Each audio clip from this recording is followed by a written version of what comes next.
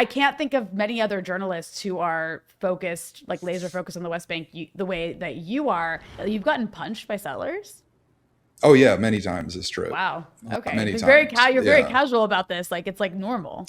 That's Well, crazy. listen, I mean, it is normal in the West Bank. Like, I've been punched, but my friends there have been, like Right. beaten senseless. Well, I guess if they die quietly, at least they'll have the support of Ro Khanna. I did not know this about you. You're actually half Iraqi, which I think is really cool.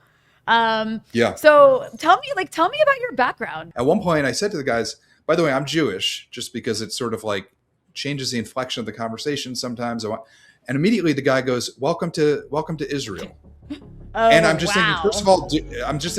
all, do you think we're in Israel? Because this is not Israel. This is the occupied West Bank.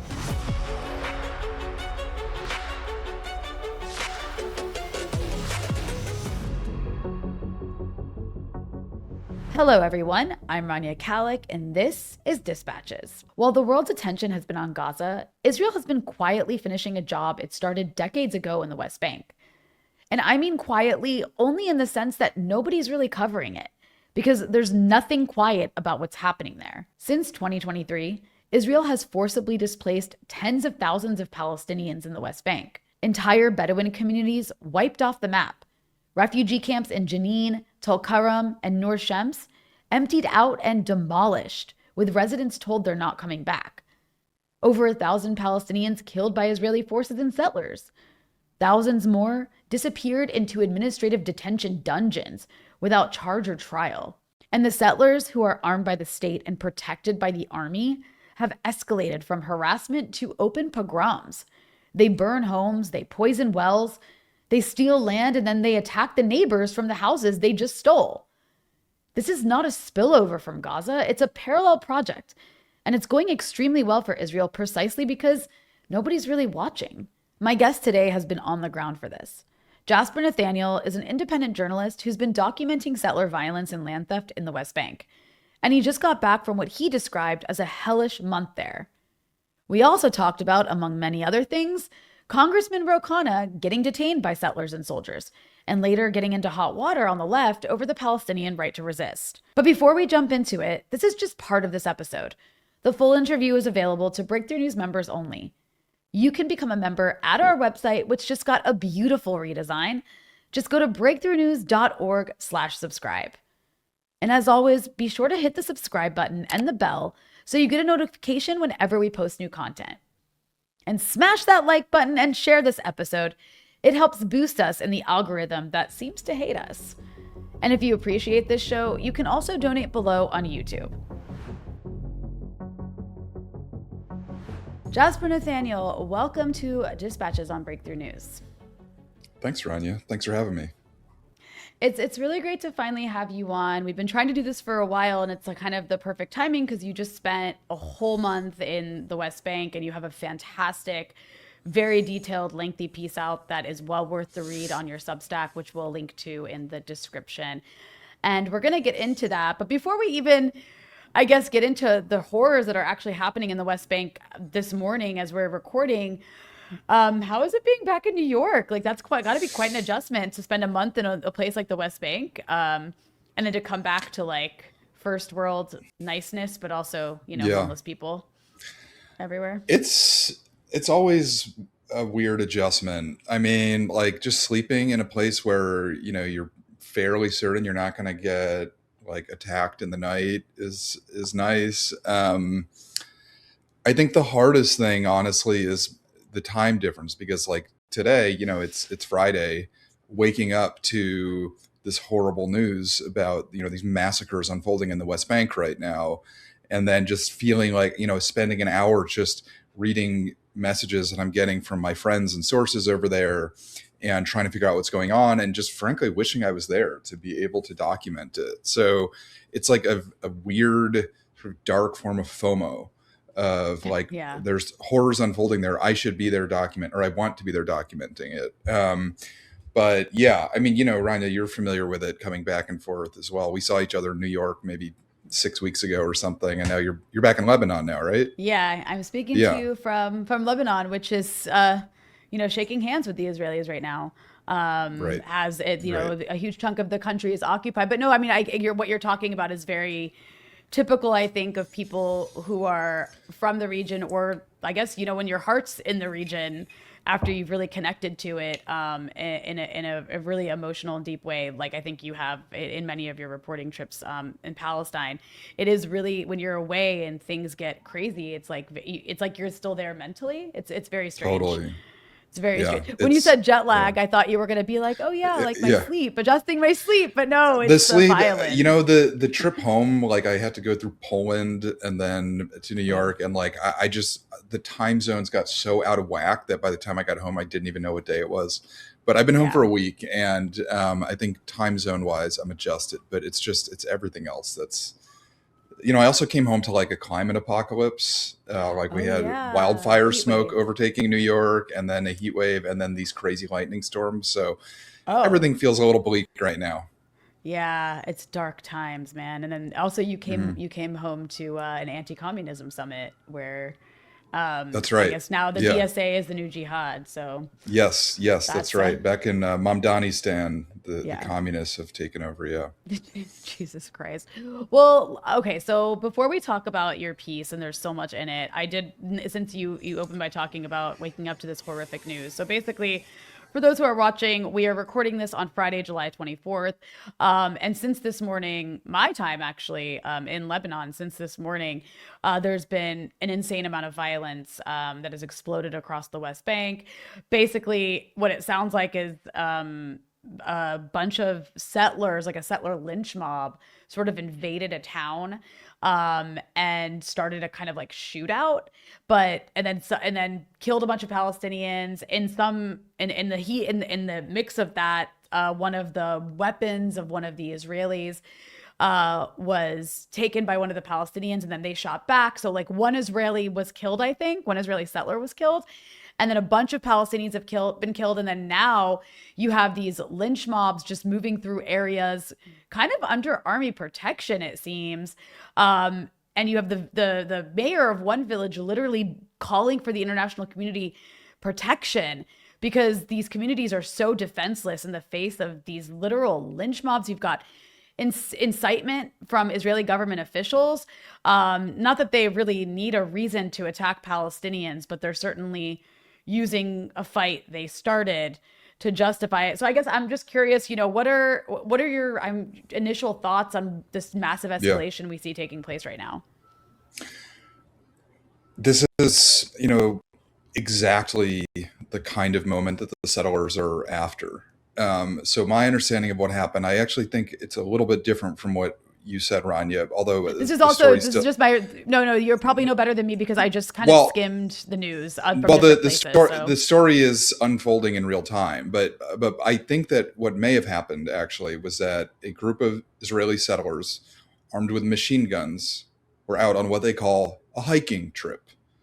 A hiking trip for Israeli settlers is when they go into a Palestinian village where they have no business being with their machine guns, often with ATVs.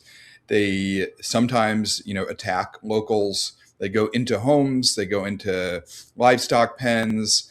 This is a hike if you're a settler, Um, to state the obvious, what they're doing is, it's a provocation.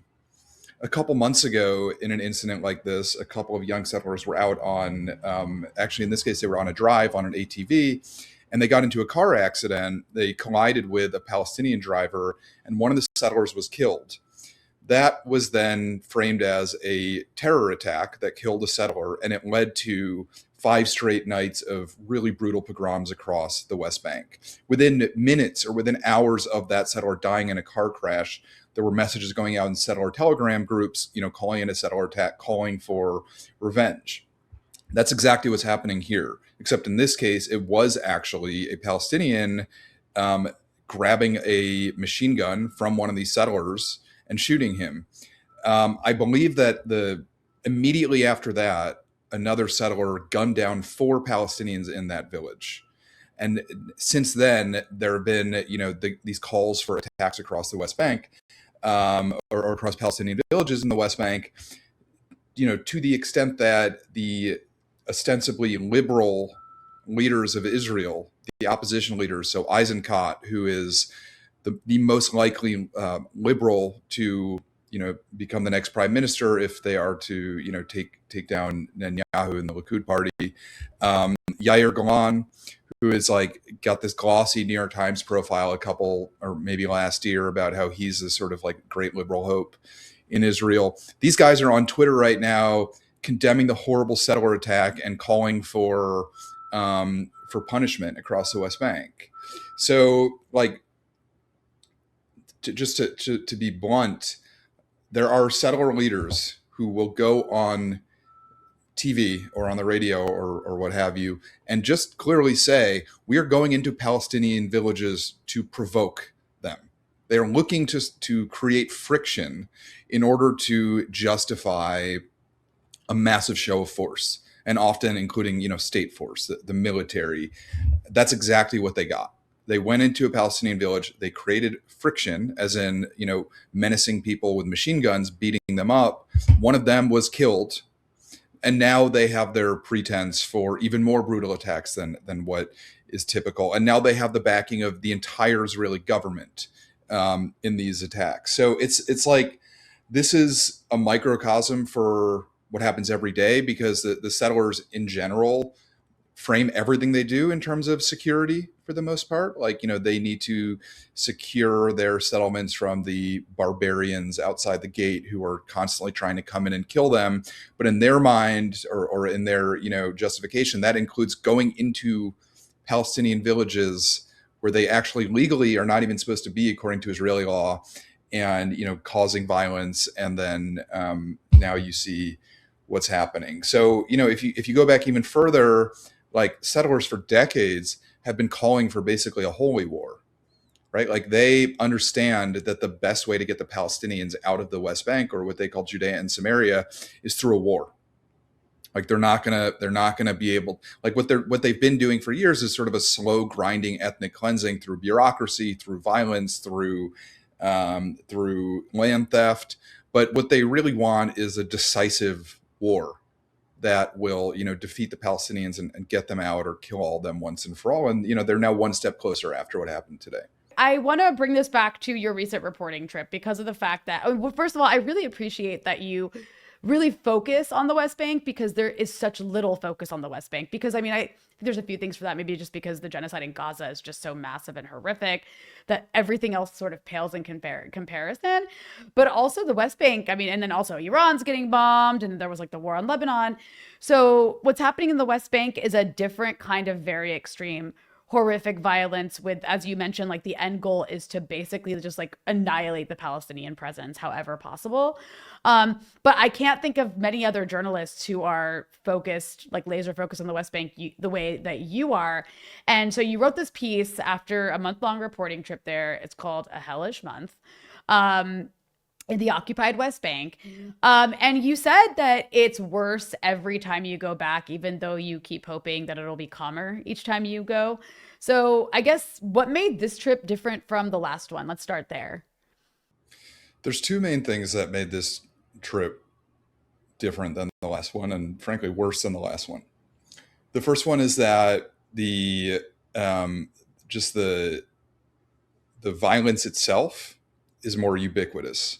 So when I was last there in October, there were a handful of really brutal attacks that I documented, including this attack in Termasaya where a woman was, clubbed unconscious and nearly murdered. This trip, basically everywhere I went, there were settlers coming in and physically assaulting people.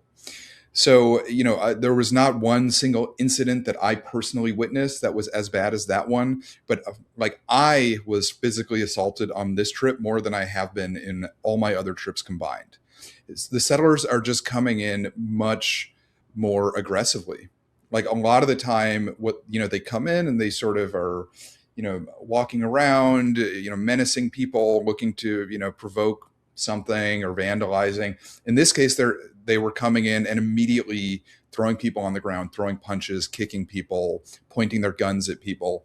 That is, listen, this is anecdotal, but I've also heard the same thing from, like, in these villages, the locals in the village were saying the same thing, basically, that the settlers are just coming in much more quick to just go straight to physical violence. So that's the first thing. The second thing is that the violence is just much more widespread across the West Bank. So the your audience knows, I'm sure, that the West Bank, it was carved into areas A, B, and C during the Oslo Accords in the early and mid 90s.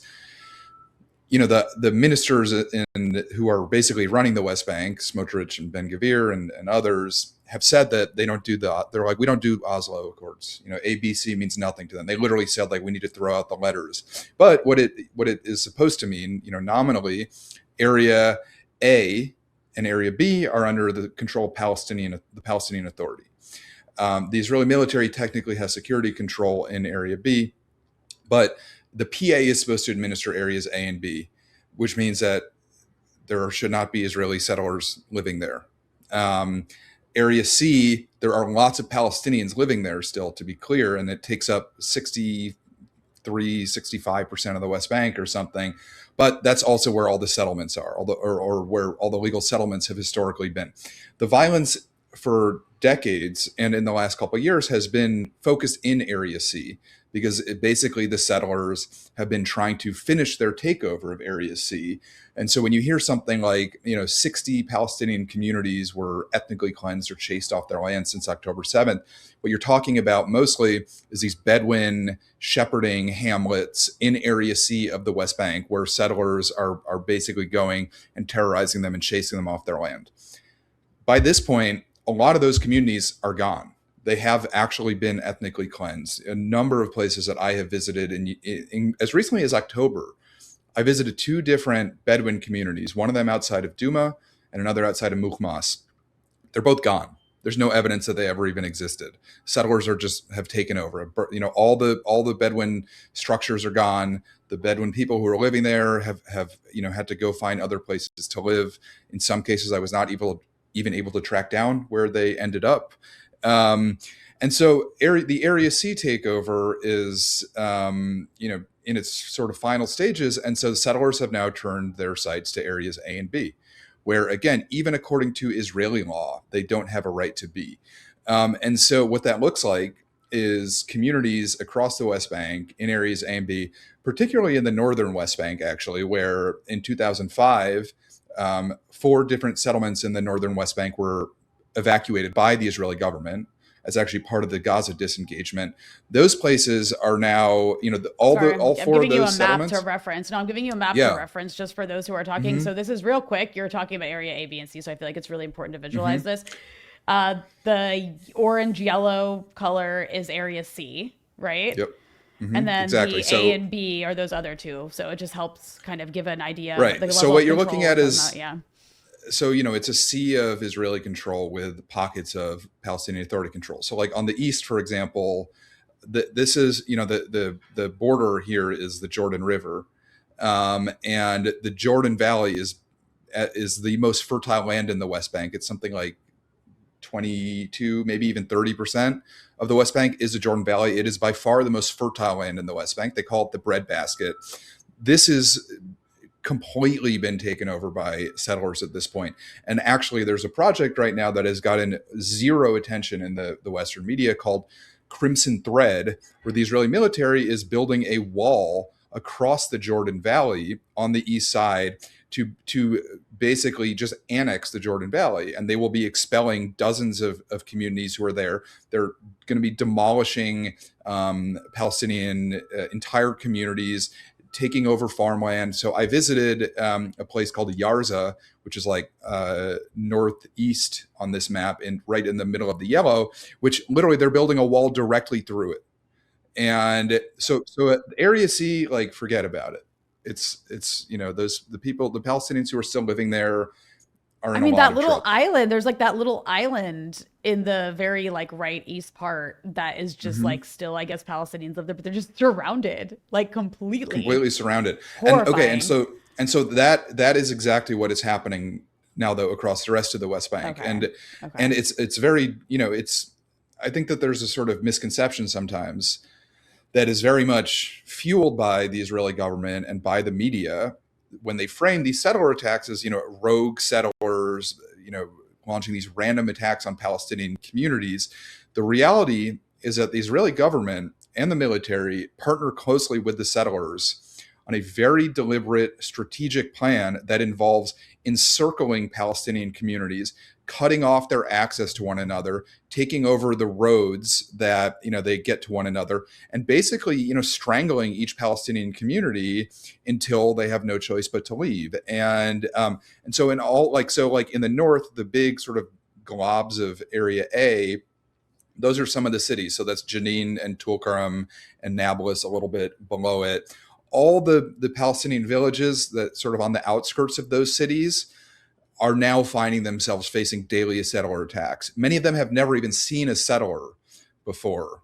In Jenin, which is a big city in the north, there's this giant refugee camp there, the Jenin refugee camp, that was completely ethnically cleansed during the war. Actually, in February 2025, even the Palestinian villages now on the outskirts of Jenin are finding themselves surrounded by settlers, which has never happened before. They are rebuilding 4 official settlements in these regions too. So right outside Jenin, next to a Palestinian amusement park, there's a settlement that has been evacuated since 2005 that is now being resettled. And so to just get back to your question, Rania, like the violence, I think, is worse in each individual community, but also communities that have never faced settler violence before, that are ostensibly, supposed to be protected by the arrangement that was, agreed upon in the Oslo Accords, are now finding themselves surrounded by settlers who have the full support of the Israeli state and the Israeli military, and they're being attacked and they're being, run off their land, basically. God, it's so horrifying, and it's been such a slow burn, and I don't mean to say it's been slow, but it's taken so many decades, and then now it's just like accelerated to such an extreme degree. And I know it's probably one of those things that like seeing you can't really comprehend it properly unless you've seen it yourself, and it's probably so hard to really like express what that level of actual violence looks like. But I'm just curious if you can just like walk us through a typical day, like when you're there. And also I wanted to ask you, Jasper, because you're like a really tall white guy from America. You have like an American accent. It's probably clear to these settlers and these soldiers that you're not Palestinian. So I'm just wondering, has that like level of protection that maybe you've gotten in the past for having those attributes, like, does that still exist if you're also being faced with the sort of like daily violence yourself when you're there? Yeah, I mean, I'll start with that one. I mean, look, like, I think it's fair to say that a settler or a soldier is still much less likely to shoot me because I'm white and because I'm American. Most of them probably don't know that I'm Jewish, but if they did, then that would probably make it, also less likely that they would shoot me, just because they know there's more likely to be consequences. Even though lots of Americans have been killed in the West Bank, they've mostly been Palestinian Americans. Obviously, Rachel Corrie in 2002, I think 2002, maybe 2003. But since then, it's been all Palestinian Americans who have been killed, who have Palestinian sounding names, and they get very little to no coverage in America. So yes, I think that I am still protected. I mean, there's no doubt that I'm still protected on some level. However, like I was saying before, never have I been assaulted as much as I have on this trip. And that feels new. Settlers seem to have no problem seeing me, seeing other, seeing activists going right up and throwing punches and pushing. You've gotten punched by settlers. Oh yeah, many times this trip. Wow. Okay. Many times. You're very casual about this. Like it's like normal.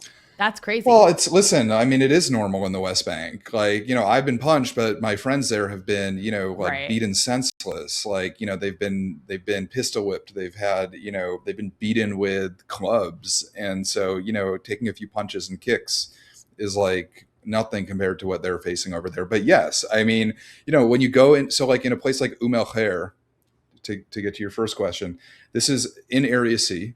This is one of the communities in Masafra Yatta, which was the focus of the documentary No Other Land.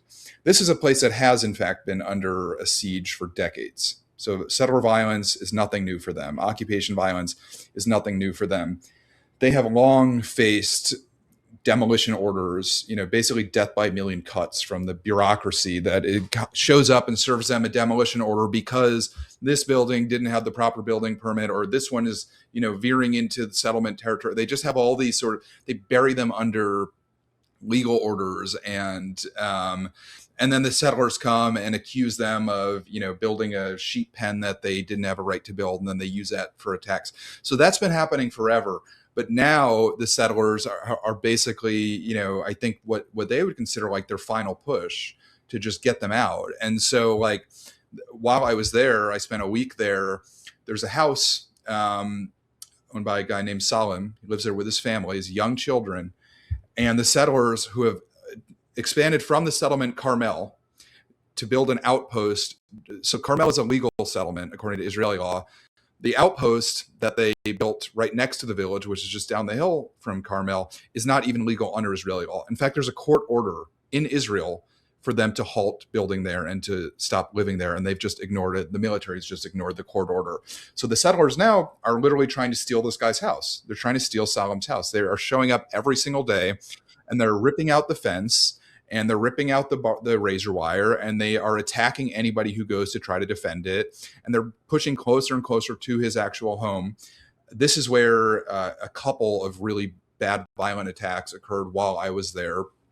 And it is literally hand-to-hand combat, except only one side is doing the combat. The other side is just trying to defend themselves. And so, yes, when you just step in the middle of it, like there are activists in El Khair, some really great activists there right now. They get right in the middle of it, and they try to position themselves between the Palestinians, who they know are more vulnerable, and the settlers, and they are being attacked. And the Palestinians are being attacked too, of course. But I mean, it is completely ubiquitous. And so when I was there were, I think, 3 separate really violent assaults where lots of people got beat up. Several people went to the hospital. And what it resulted in was the military comes and arrests 3 activists and declares Salim's backyard a closed military zone, which means that Salim and his family are no longer allowed to go in their backyard. They're no longer allowed to use the bathroom there, but the settlers still come every day, and they've been drinking their coffee there and eating their breakfast there and planting Israeli flags. And Oh, this is so painful all to of this hear. is like, so the settlers come, they provoke violence, they attack people. The military comes ostensibly to halt the violence. And then what they do is they just literally clear the land of the Palestinians and the activists and hand it over to the settlers. And eventually what will happen is the Israeli government will authorize this illegal outpost. They will probably call it a neighborhood of Carmel, and it will become retroactively legalized, despite the fact that the land was seized illegally under Israeli law through violence. You even hear Israeli authorities sometimes condemn the settler violence there. And then as soon as people stop paying attention, they just go and authorize it and recognize the gains. So in a place like El Khair, the violence is constant. It's every single day. This is where also Auda Hathalin, the activist, local activist there, was shot dead by a settler almost exactly a year ago. A year. Well, by the time this airs, it was July 28th last year. So, and the settler who killed him is not in jail. His construction company is still there, building the outposts. So what they're facing there is just constant violence. I mean, I'm very close with Auda's widow, and she has 3 young kids that, all lost their father. And she is terrified, and her kids are terrified. I mean, imagine your father or your husband is murdered in front of you, and the people responsible for it are still coming every single day and terrorizing you. Her mother, Auda's mother-in-law, was one of the people who was assaulted, elderly woman, and had to go to the hospital during one of these attacks. And so, but there's a reason the film was called No Other Land. Like, they have nowhere else to go. I mean, these people are already refugees from 1948, and they settled here, and now they're being forced out of here, and they have nowhere else to go. So, what they're facing in places like El Khair, and all along the Hebron Hills and the Jordan Valley and lots of places in the West Bank it is true violent ethnic cleansing. It actually Um, like makes like your blood like it makes my blood boil to hear that, because like just the thought of like somebody watching somebody drink, some psychos who want to steal my house, just like drinking coffee in my backyard. Oh, Like that I image can't has stuck with even. me so vividly. Not just that, like there was a guy. So like the night after one of the attacks, or sorry, the morning after one of the attacks, a settler who had assaulted me with a metal rod, with a gun in his hip, came back. He sat in a chair that belonged to Salim in his backyard and was drinking coffee and eating a pastry and chatting on the phone, just in this guy's backyard. And I knew that if I went out to confront him, I would either be attacked again or I would be arrested. And if a Palestinian went out to confront him, he might have been shot dead. And so it's not just like impunity, it is this sort of arrogance, to just know. I mean, you know exactly what you're doing when you go out there to drink your coffee and eat your Yeah. pastries and chat on the phone in the morning. No, you're Yeah, being a it dick is. on purpose, just like demonstrating your impunity. And you have so many like stories like this in your piece. Like I really encourage people to go read your piece, but it's like it will make your blood boil, because you have so many stories about these, like, they're not little, but like in the broader scheme of things, you like really take it like, here's what's happening in this moment here and in this moment here. You talk about these stories of people like having their home stolen or parts of their home stolen, and then having these settlers attacking neighbors from these homes that they can no longer access. You documented the stealing of like natural spring water, and then settlers basically cutting off the pipes and then diverting that natural spring water from that was feeding entire Palestinian villages to swimming pools that they have, like literally rerouting the water to their outposts. You also No, talk no, no. about this is Rania, sorry. Rania, Yeah. in that case, they built the swimming pool in the Palestinian village and fenced it off. So that yes, they rerouted the water Oh, to right. the Okay. outpost, but there is now a swimming pool open That's fair. only to settlers in the middle of a Palestinian village. So this the villagers who have been drinking from this stream for literally their entire lives from this spring now have to sit and watch settlers having pool parties in the middle of their village, It's and so they can't access the water disgusting. anymore. It's like, Yeah. it's just like taunting at the same time. And then you also have this, this like instance of this settler like basically loading an excavated Roman column onto a truck and then driving off with it. So just literally stealing like history, just like that, like it's nothing. And I mean, that could and you that imagine? Rania, I mean that one is amazing because actually I'm gonna read the tweet Please. Yeah. from yesterday. So hold on, let me just pull this up real quick. So that one is in a town called Sebastia, which I think if your audience wants to read about that, I wrote a piece for the Drift Yeah. called "In Ruins" about the way Israel is weaponizing archaeology. We'll link to that. It's well worth the read. We'll link to it. I have the, yeah. Okay, cool. Do you want to actually pull this up maybe? So Sebastia is this town in the northern West Bank outside of Nablus where there's these incredible archaeological ruins. And the ruins cover literally dozens or over a dozen ancient civilizations that date back thousands and thousands of years. The ancient Israelites are one of those civilizations. It is a very small sliver of this multicultural history. It's not the earliest one. The Canaanites were there before them. The Samaritans were there. The Israelites came later. It's obviously not the last one because then the Ottomans were there, and of course now the Palestinians are there. But Israel takes this tiny sliver of history and claims that that is the only history of this land, and so Israel has a right to settle it. So Sebastia is under this brutal military siege. People are being attacked there all the time. The archaeological sites have been taken over by settlers and by the military, and so Sebastia has appealed to UNESCO to try to have it recognized as an official heritage site, which would give it some sort of international protections. Actually, breaking news today, they got approved, so they are now an official UNESCO protected site. Nobody really knows if this is going to provide any protections. I mean, let's be honest, Israel does not exactly adhere to international law.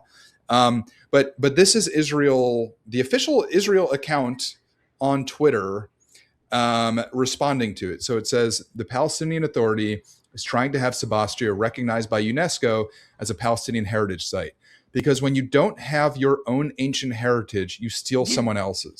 The city was founded as Shomron or Samaria, the capital of the Kingdom of Israel in the 9th century BCE, and was renamed Sebastia by Herod, king of Judea, in the 1st century BCE. So, I mean, like the level of projection here. Meme. Look at this dumb Yeah, meme. and then with Sorry. their little meme. Yeah, okay.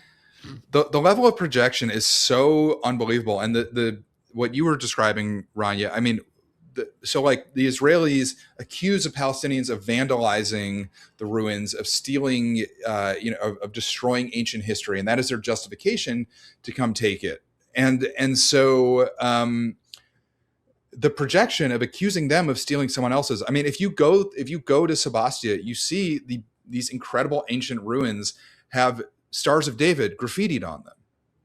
They went in 2 weeks ago when I was there, and they excavated a Roman column from the ground and drove off with it. They are literally looting the town's ancient artifacts and ancient history, stealing their history, and then turning around and accusing the Palestinians of doing it. And so it is really remarkable the degree to which Israel just projects all of its own crimes onto the Palestinians. It actually, after one of those attacks in El-Khair that I was describing, there's this settler Facebook group that I follow, and they posted their own account of the attack. And it was actually remarkable how accurate it was in saying that in the middle of the night, people got up and started to try to steal a structure. People went out to defend it, except it literally just flipped it. It said that it was the Palestinians who got up in the night to try to steal settlers' land, and it just had everything backwards. And so they are actually, just completely inverting what's happening. Got to steal culture, got to steal land, got to also steal the narrative, I guess. I mean, the UNESCO, I guess, ruling to make this a World Heritage Site also applies to a castle in South Lebanon that the Israelis are now occupying. Oh, really? Yeah, okay. It was both of them. They added this West Bank site, and they added the Beaufort Castle, which the Israelis took that area during this war, and they're refusing to leave. And there's like real fear that they'll destroy this like ancient castle.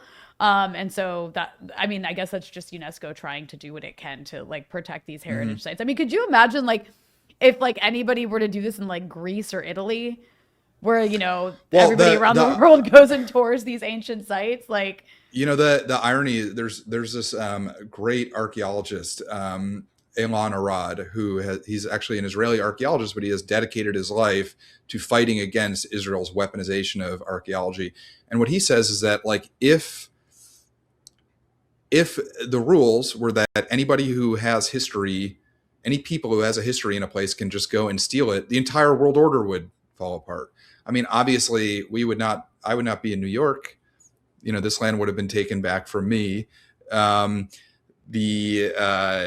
Greece, of course, like the ancient Rome. I mean, they could go and, how much of the world could they go and take over? So like, it's not how it works. It's not, you don't get to go and pull a pottery shard out of the ground and say, hey, look, this has, ancient Hebrew lettering on it. We now get to kick you out of your home and live here.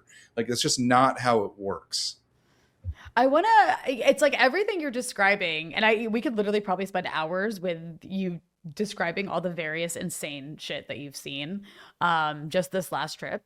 But everything you're describing, I go back to, and I don't want to beat a dead horse here, but I still can't get over the sort of exchange or controversy that took place after Congressman Ro Khanna visited the West Bank. I think you saw him in the West Bank, and maybe helped coordinate some of his trip there in some way, or at least introduce him to people. And then he ended up getting detained by, I think, settlers and soldiers, and he was really rattled, understandably so. And this is happening to a sitting congressman. So like, again, that tells you like what's happening to Palestinians if like even a sitting congressman has no immunity from this. But he comes back, and then there's this exchange between him and Jeremy Scahill on Drop Site, where Jeremy really pushes him hard on the Palestinian right to armed resistance. And basically, Ro Khanna takes the position. And I want to say this in the sense that I do really appreciate everything he's done in Congress on the issue of Palestine, but it's still hard not to overlook this. he makes it pretty clear that he believes Israel has a right to bomb Hamas. The Palestinians should not. I mean, he didn't really talk about whether they have a right to or not, but should not. He doesn't believe they should respond violently to what's happening to them, even if it's in self-defense. He even said, people would actually like sympathize with them more if they just use peaceful means. And he starts like invoking Gandhi, and I'm just like, what? But anyway, I certainly feel a certain way about that. I know you felt a certain way about that. You actually like responded to him a couple times, but like hearing everything you're saying, and I know these things are happening, but I don't often, again, because like West Bank gets overlooked. It's like, how can anybody just take this lying down? Like you can't, like you literally can't. Well, you might die if you do. Like it's just, yeah. Sorry, go ahead. I mean, no, I mean it's damned if you do, damned if you don't, because literally what's happening right now as we speak is a Palestinian decided to fight back, right? In this community called Tel in the northern West Bank. A group of armed settlers went into the village. There's video of them beating up Palestinians on their own land. A Palestinian grabs his gun and shoots him. Immediately, 4 Palestinians were gunned down, and now there's attacks being launched all across the West Bank. And like I said before, every Israeli leader, from the Ben Gavirs to the Yair Golans, who is supposed to be the sort of liberal savior, are now condemning the Palestinian terror attack and endorsing these overwhelming violent assaults on Palestinian communities. That is the result of rhetoric like Congressman Ro Khanna's, where they say Palestinians shouldn't be using armed resistance. They should not. They should be using peaceful resistance, because when you frame it that way, then every time a Palestinian does actually take up arms and fight back, it's a terror attack, right? It's a terror attack, and that is like I think this rhetoric matters. I really think it does, because there is this notion that a Palestinian with a gun is a terrorist. Like that is just sort of the default setting for the mainstream media. Even if it is a gun that they took off of a settler who was attacking them, you just became a terrorist now that you have the gun, right? The settler was part of the settler security force, but the Palestinian who takes his gun just became a terrorist and now kills him in cold blood on the land that he's been attacked on, the Palestinian has. And so, I'll give you another example of this. There's a town called Kusra in the West Bank. This is one of these places that up until recently had really not faced settler violence before. But a couple months ago, basically the tallest hill in the town, a home on the top of the hill was stolen by settlers. There's now a group of violent settlers living in a home that owns to a Palestinian man in the village of Kusra. They have gone around to other homes and stolen their refrigerator, their air conditioner, their doors and windows to build their dream home up on the top of this hill in Kusra. And they're now using that home to launch attacks on the Palestinian community. And they're trying to go basically, inch by inch, house by house, to take as much of Kusra as they can. So I was with a group of young Palestinian men, the Shabab there, who are living in the home that is directly below the stolen home. And they are there as a 24/7 watch, basically, so they can warn the community of Kusra when the settlers are coming down to launch attacks. Those settlers killed somebody in March. They have severely beaten people. They stabbed somebody nearly to death. So I was staying at this security house with the Palestinian guys.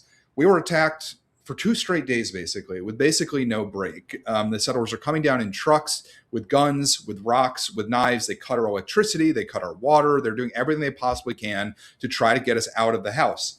What happens is during one of these attacks, the military shows up, the Israeli military, and they come into the Palestinian home and they throw the Palestinian young men on the ground and start accusing them of throwing stones at the settlers. There's a video that I think I embed in that article where I ask the soldier, are you aware that the settlers who came down here are living in a home that they stole, that belongs to a Palestinian guy? And they came to this other Palestinian home to attack. from the Palestinian home that they stole, and you are now accusing the people who got attacked of fighting back. And they would not acknowledge that. They just kept saying, they threw stones, they threw stones, they threw stones. At one point, I said to the guys, by the way, I'm Jewish, just because it sort of like changes the inflection of the conversation sometimes. And immediately the guy goes, welcome to Israel. And I'm just thinking, first of all, do you think we're in Israel? Because this is not Israel. This is the occupied West Bank. But then I say, as a Jewish person, am I allowed to just go into any Palestinian home that I want and just be like, I like it here, I want to live here? And he literally says, as a Jewish person, you can go anywhere you want in Judea and Samaria. Wow. And so like this is actually the mindset, is that as a Jewish person, you have a right to go anywhere you want in the West Bank, or what they call Judea and Samaria.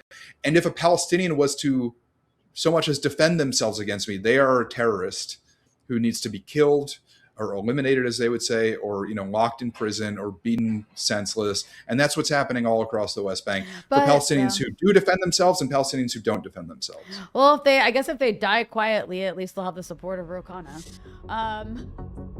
If you enjoyed this episode and want to hear the rest, become a Breakthrough News member by going to breakthroughnews.org/subscribe.